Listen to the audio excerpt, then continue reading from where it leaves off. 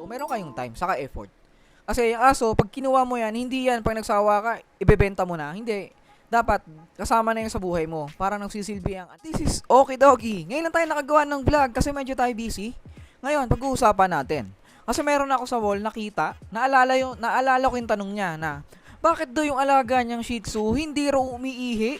Nahihirapan siya magpaihi sa aso niya, nakikita niya nagpipigil daw. Anong dapat ba gawin? Hindi rin tumatay, ilang araw na. Ngayon pag-uusapan natin yan, pero bago yan, please subscribe and hit the bell button for more videos, update. Ngayon, pag-uusapan na natin, umpisa na natin.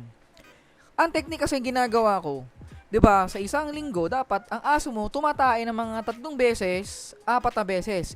Ilang araw ba sa isang linggo, 'di ba, 7 days? Hindi naman pwedeng lagi siya tumatae araw-araw. Meron yan bakante. Pwedeng tumatae siya alternate Monday, susunod Wednesday, basta 4 na beses isang linggo. Pero yung tanong na to na isa nating for parents, ang tanong niya, nahihirapan daw, hindi raw umiihi, hindi raw tumatae.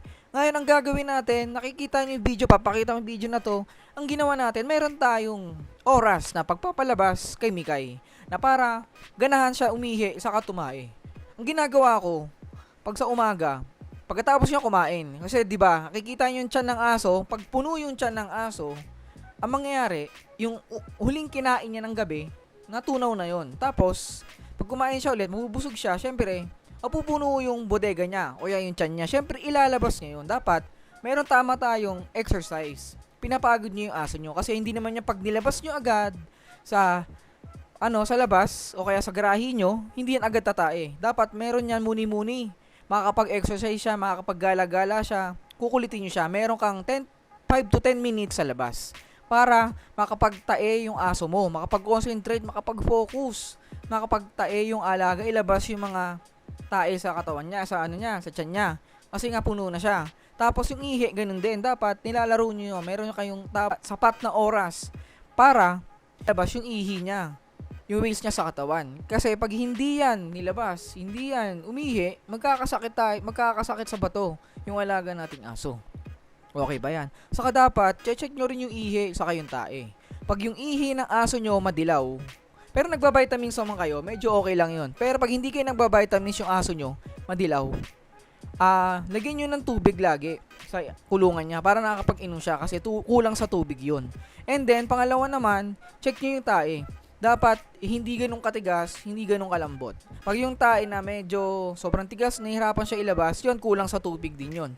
Dapat yung dumi ng aso natin, sakto lang, titingnan nyo. Kung may kulay puti naman, purga nyo, yun yung bulate, nakikita nyo yung iba't ibang bulate, nandito yung video natin. Kung hindi nyo pinurga yung aso nyo, magkakaroon yan iba't ibang bulate ng aso. Okay, nakita nyo naman yung dumi ay malambot, tapos malansa, dalhin nyo na sa vet yan. O kaya, may sign ng parvo yan. Okay yan.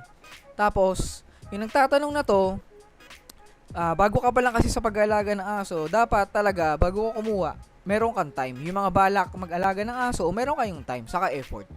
Kasi yung aso, pag kinuha mo yan, hindi yan, pag nagsawa ka, ibebenta mo na. Hindi. Dapat, kasama na yan sa buhay mo. Para nagsisilbi ang anak mo. Bata, okay, baby. Kaya isasama mo na sa buhay mo, sa budget mo. Okay ba yan? Kaya yung nagtatanong, ito yung kasagutan, sana nakapulot ng aral sa bago nating for parents sa first time. Okay? Ngayon, pwedeng makahingi ng subscribe button. This is Okay Doggy. Naniniwala sa kasabihan, huwag nating bilhin kung di naman kailangan. Pero kapag para sa aso, pwede. Don't forget to subscribe and hit the bell button for more videos. Update. Bye-bye!